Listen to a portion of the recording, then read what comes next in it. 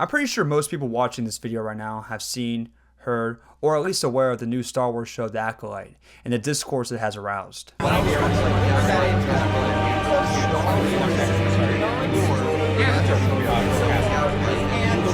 Where if one lucky soul were to pick a side, they would be met with wrath and fury from the other. But why is that? What happened to Star Wars, a series about action and adventure, and at times society and philosophy, being turned into a battlefield for political activism, resulting in chaos and insanity for anybody that takes part? Well, let's find out.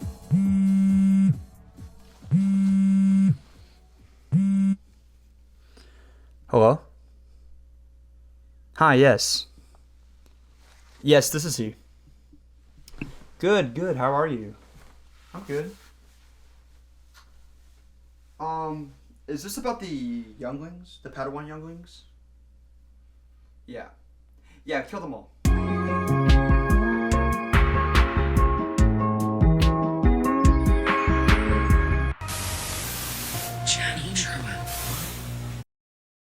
Now, before I start this video and before I go in too deep, this is not going to be about the show The Acolyte.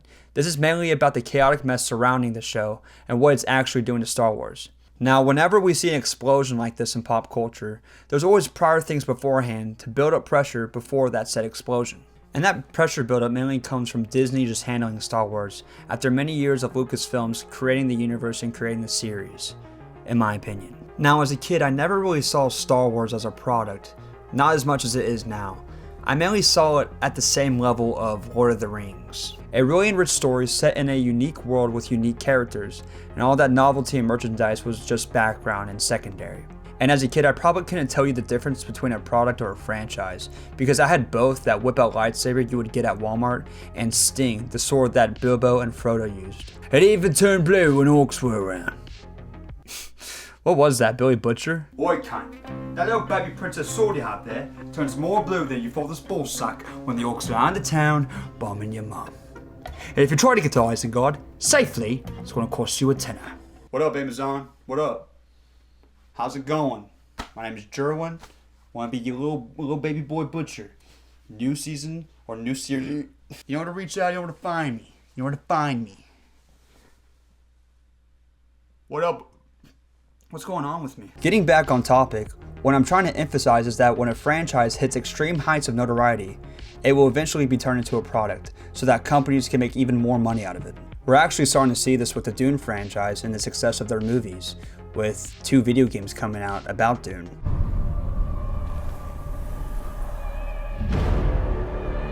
One where Paul Atreides. I don't care. Hey kids, listen up. Now available at your local Walmart, you can now officially own Feyd-Rautha's dagger. Will your knife chip and shatter? But where Disney really messed up Star Wars, in my opinion, again, is that they turned it too much into a product, they didn't plan out their franchise/original trilogy, and that they were being too pandering to their audience. Because right now, we have fans acting like the most spoiled children out there, and they're all between the ages of 25 and 40. It's so funny. We collectively Star strive Wars is pro-woman. And don't you rip the mission statement, little Flash, because it's a very important document. This is the gayest Star Wars ever. Come here. Hey, come back here. Okay, so what he's really trying to say is... Woke trash, unimaginative, and lacking creativity. Typical modern day Disney garbage. This company legit needs a bitch slap. Looks like the chuds are absolutely furious, snarling at their monitors and marshaling their bot armies as normal humans are enjoying the show in legions. This show is a disgrace, not just to Star Wars, but to filmmaking as a whole. Fresh storytelling with amazing actors and sets. The haters try hard, but they can't make the show not shine. From a neutral perspective and kind of see both sides as they fight over this. It's like kids. And there's a toy, and they're saying, it's my toy. No, it's my toy, it's my toy. You know, and they're fighting back and forth about it. Welcome, honored guests, to the Star Wars Circus, where everyone is welcome, and everyone is hated. Where truth is a scavenger hunt. On one end, we have the gluttonous fans. These dedicated personnel will eat up anything Star Wars, regardless of quality or accuracy. And if you call them out on it, they will call you racist. So my character, you know, she's a powerful leader. She's a powerful leader. Yes, yes. And on this end, we have the anti-wokers. Anything regarding diversity or new perspectives is immediately dismissed as woke, an appropriated mark of death for these people. I'm not doing that accent anymore. That's too much for me right now. With both sides at play, nothing gets better and nothing gets resolved, with the whole community becoming more toxic and divided. It's still in there. It even drove main actress Amanda Stenberg to insanity, releasing a diss track on Juneteenth addressing all her haters. And my goodness, is it a sight to behold.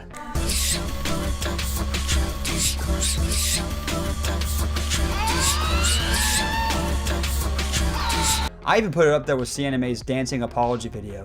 It's like yin and yang, offering both balance and tranquility to horrible responses. Jokes aside, and in all honesty, I believe both sides of the Star Wars circus, collectively, need to go out to lunch. They are ruining Star Wars. You take one side with all these yes men who constantly eat up anything Star Wars and will say yes to anything that Disney puts out, and constantly brown nose any higher power that puts out these productions where everybody learns nothing. In a room full of ass kissers, everyone's breath smells like shit. And then you have the other side of people that will hate on anything that they consider woke and then take everything too seriously and nitpick every little fine detail. For example, there was an interview with the lead actress and the director of the show where the interviewer said, I want to ask you both because this is, I would say, arguably the gayest Star Wars, I think, by a considerable. This is more outward. I think it's canon that R2-D2 is a lesbian. with like news stations being like, what are they trying to teach our kids? That's not right. They're robots, that's impossible. Apparently R2-D2, the little robot, you know, that scoots about and gets on the starships and all the rest of it, apparently that could be a lesbian now. I mean, the whole thing is complete and utter absurdity. I don't know why this identity politics has to run rampant through things that we all adore and hold dear. This is more outward. I think it's canon that R2-D2 is a lesbian. Oh, interesting. Yeah. This is how they're raising our kids. That was Leslie Headland, who is the former personal assistant of Harvey Weinstein. I mean, R2-D2 and C-3PO being gay was a joke long before that this interview was even stated. You know, it was a common joke. They were the robot couple. Well, my little friend, got something jammed in here real good. Oh my.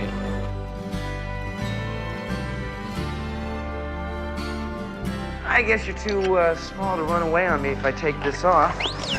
Tomorrow I want you to take that R2 unit to Anchorhead and have its memory erased. That'll be the end of it. Looks like you boys have seen a lot of action. That's how we came to be in your service, if you take my meaning, sir. Lock the door, R2. Master Luke, sir, what should R2 and I do if we're discovered here? Lock the door. You know, they've always been known to me as the robot couple, and it's fun to call them gay. I think this is getting to the point where Star Wars is becoming too big of a franchise and Disney just pandering too much to one side. And it's also election season, so like a lot of people are on edge, right? And at the end of the day, when these two roaring factions fight over their precious teddy bear, Disney is the only one really winning. I mean, look at all the free publicity going on. I would have never have heard or at least considered watching this show if it wasn't for this giant discourse around it. I haven't really watched Star Wars since episode 9 of the prequels, or the sequels. I kind of tuned in a little bit for The Mandalorian when it was popular, but I checked out pretty fast, which then transitions to my next point. If you don't like something, then don't watch it. And I don't mean that in an insincere way like how Doctor Who did it. Doctor Who did it! Sorry, white men! Doctor Who was never for you! What's that? You think that's a very irrational thing to say, and it goes against our philosophy? No. You're sexist, racist, homophobic, a bigot, and you're gay. Now. But I can't wrap my head around this. Why continue watching something that doesn't satisfy you? Reggie from Nintendo, when he worked there, said it best.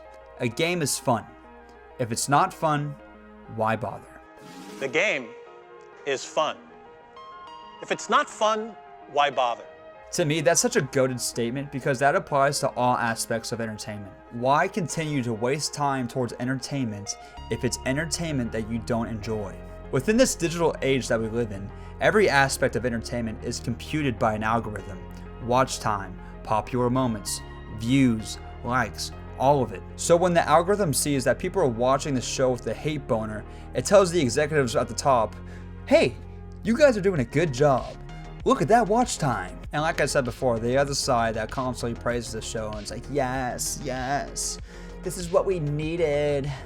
Like, they need to hit the hay too. Basement-dwelling white incel MAGA heads who are review bombing The Acolyte because it has a pansexual proud black female and Asian lesbians, non-binaries, and trans folk, and no toxic, misogynistic white male lead need to kill themselves because this is our time.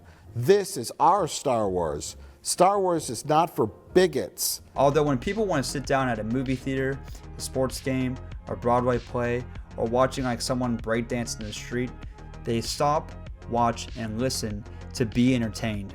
And when it comes to entertainment, people want good entertainment. And hey, I'm having a good time watching these people fight over something that doesn't even really matter. And I probably should watch the show at some point since I'm making a video about the whole discourse and people fighting over it, so I can give my own take about it and see what side really lives up to what they're saying.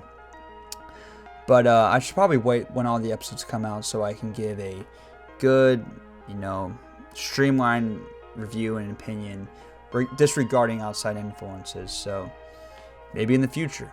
In conclusion, both sides are toxic and annoying and doing absolutely nothing to benefit Star Wars. And the only real winner in the end is Disney themselves. Except Amanda Stenberg. Hey guys, thank you so much for watching this video. Did you agree with what I had to say? Did you not agree with what I had to say? Let me know in the comments down below. And if you really like what I do, please leave a like and subscribe to the channel. Whoa, did you see that thing pop off?